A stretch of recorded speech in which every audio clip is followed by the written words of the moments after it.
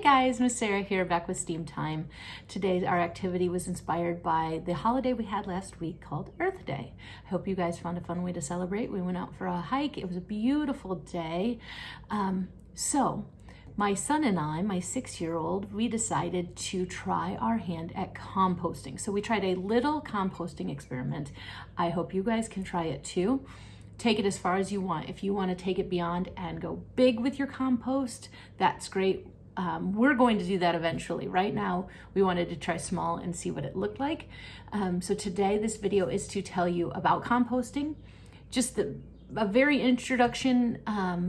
small introduction into how it works and the materials you use. Can't just throw anything in your compost, but it's a great way to take care of some of your kitchen scraps and things like that that you have that are ending up in your trash can that could instead end up as a fertilizer for your garden.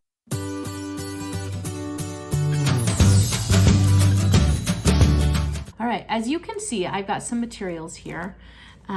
These are just things that were in my kitchen, and I'm gonna start with a baggie. Now I've already started with this baggie. I also need a straw. I'm gonna use scissors. I've got a banana peel from banana I had as a snack today. I have some yard waste, so I have some dried up leaves and grass clippings. I have some paper that I was using as lists. Now, instead of just throwing those away, we're gonna compost. This is part of a toilet paper tube. We can use that as well. And here's some vegetables that were just starting to turn and go bad in my fridge. So we're gonna start with that. Now, what is composting? Composting is when organic material is broken down by microorganisms. Now, there's all kinds of different ways to compost. We're going to do it just straight pile of waste.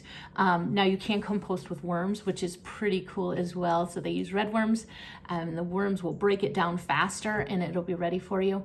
Standard composting like I'm doing, it may take 4 to 6 months before my material is ready to go in my garden, to just pack a punch in my garden and put all kinds of nutrients back in the ground, which is wonderful. It's great for the plants, it's great for the planet. So we're gonna talk about the different materials. Now, you can't just put anything in there. So let's talk about what we can and cannot put in there. We can put food scraps in there, but I'm gonna tell you here in a second what kind we cannot put in there. You can put yard waste in there, so your grass clippings, your leaf, your old dead plants, like when you're clearing out your garden in the fall, put the old plants in there. Paper, so when you get junk mail, as long as it doesn't have like a waxing coating on it, it can go in there. If it has like a plastic window, take the plastic window out and shred up your paper. Things that can't go in there, no dairy, so no cheese, no milk, no yogurt. Don't put that in there. That's not good for it. Don't put meat in there, or bones. Do not put citrus, so we don't want to put our orange peels, our lemon peels, or our lime peels in there. They're not gonna break down right, and that's not good for you. And don't put plastics. Plastics are not natural, so do not put your plastics in there. So let's talk about how we do this. This is a super fast video. I have my plastic baggie. What I'm gonna do, because I'm doing it on such a small scale, is I'm gonna break everything down. So I'm gonna take my scissors, and that's why I have my scissors, and I'm gonna cut my banana peel into smaller bits. It will break down faster. You can throw a banana peel straight into your garden, and that's okay. It will break down, but it might take a while. So I'm breaking mine down into small bits, and I'm gonna put that in my baggie. I'm going to shred my paper, rip my paper up, and put that in there. Same with my toilet paper roll. And I've already started, you can see it's kind of in there. My composter needs a few different things, and I'm gonna tell you about that real fast. But here it is. I'm gonna break down my veg into small bits and throw it in there. Now here's this guy. This guy's kind of a villain. A lot of people don't like these. I look for the kind that say they are recyclable. And what that means is I'm gonna cut the lid off. And inside I've got all these beautiful coffee grounds. This is my cup of coffee from this morning. I'm gonna take those coffee grounds and put them in there. And then inside of it, I don't know if you've ever broken one of these down, it's pretty cool. They have their own little coffee filter. So I'm being very careful with my scissors. Get a grown-up to help you if you need. And I'm gonna get that coffee filter out of there. And I'm gonna show you what that looks like. It looks just like our regular big coffee filters. If you've ever seen coffee being made, it's just this thin paper. That's gonna go right in my baggie. To finish it off, oh, messy. You know I like to get messy. I'm gonna put my straw in there. This is a paper straw. I have these around for all kinds of activities. You saw a couple weeks ago, I made my marble rays out of them. My marble maze, out of them. I'm gonna seal my baggie with my straw coming out the top. And I will tell you why. This is gonna let oxygen go back and forth. We need oxygen in here. It's also gonna keep the stink in. If my baggie were just open, whew, gross, stink. Because all these things are gonna be breaking down. So let me tell you what compost needs. Compost needs all those great scraps. It needs nitrogen, it needs carbon, it needs some moisture, so our water, our H2O, and it needs oxygen. To break it down. Like I said, it's not a fast process, but it's a really neat process. I challenge you, this is my challenge to you guys, learn more about composting. Go out there. Go with a grown-up on the internet, find out what you need to compost, why you compost, why it works, why it breaks down. But I'm gonna tell you a little bit about the green versus brown.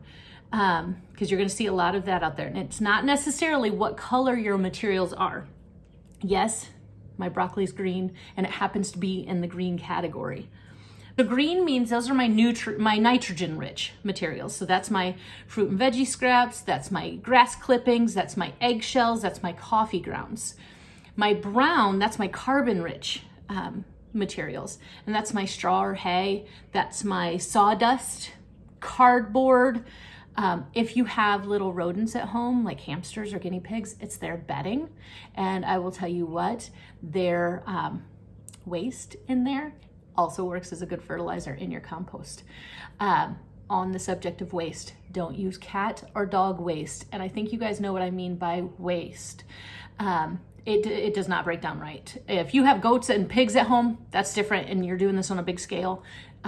Their manure is different than dog and cat.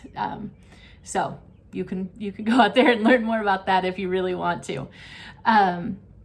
But you want a nice balance. You want more brown than green. And you can find out, it's like a 60-40, even maybe a 70-30 mix.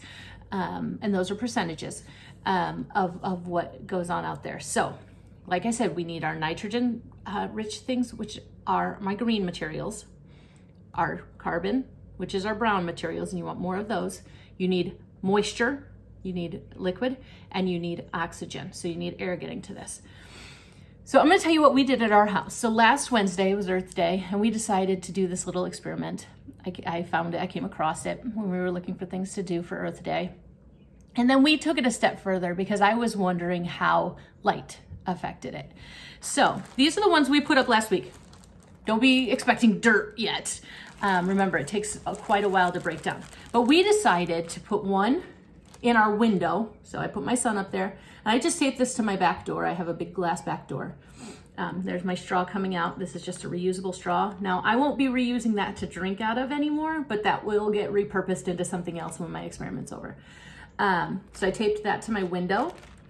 And then we decided to put one in our dark pantry where there's no light. And so there's my no sun. The one thing I will tell you I've noticed, because it's too soon to see if they're breaking down very differently, is where my light is, it brought out more moisture from my materials. And maybe even I'm seeing a little more browning out of my banana than I am here. And I'm seeing more like just mold kind of grow on that one.